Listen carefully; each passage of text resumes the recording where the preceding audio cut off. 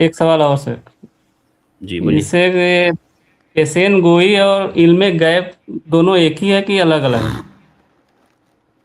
علم غیب صرف اللہ رب العالمین کے پاس ہے. یہ علم غیب اللہ رب العالمین کی خاصیت ہے، یہ کسی اور کے پاس نہیں ہے.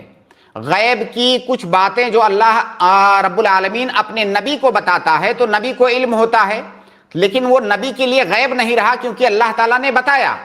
جب بغیر کسی کے بتائے ہوئے آپ کوئی غیب کی چیز جان لیں تو یہ کہا جائے گا کہ یہ علم غیب ہے، اور علم غیب اللہ تعالیٰ کے علاوہ کسی کے پاس نہیں ہے.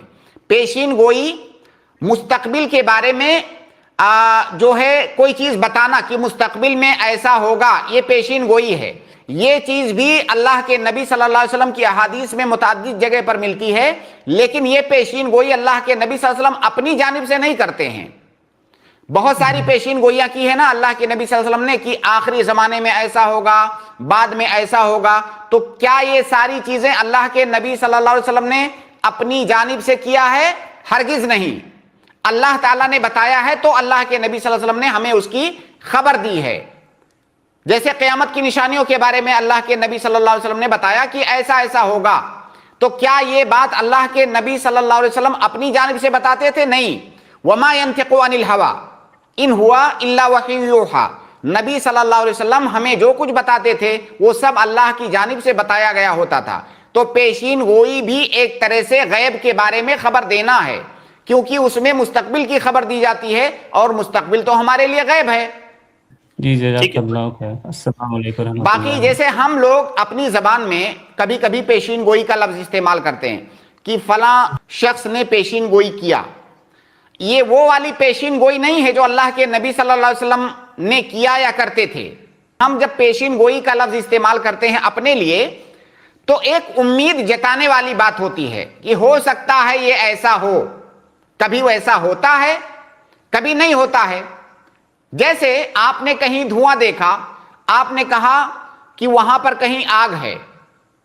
اب ہم نے تلاش کیا تو آگ مل گئی.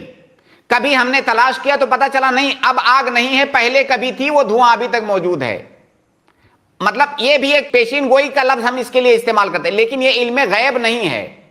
کچھ قرائن کو دیکھ کر کے ہم مستقبل کے بارے میں کوئی امید ظاہر کرتے ہیں اور اس کو ہم پیشین گوئی کا نام دیتے ہیں، لیکن یہ وہ پیشین گوئی نہیں ہے جو اللہ کے نبی صلی اللہ علیہ وسلم کرتے تھے. مستقبل میں غیب کی خبر دیتے تھے اللہ تعالیٰ کے بتانے کے بعد.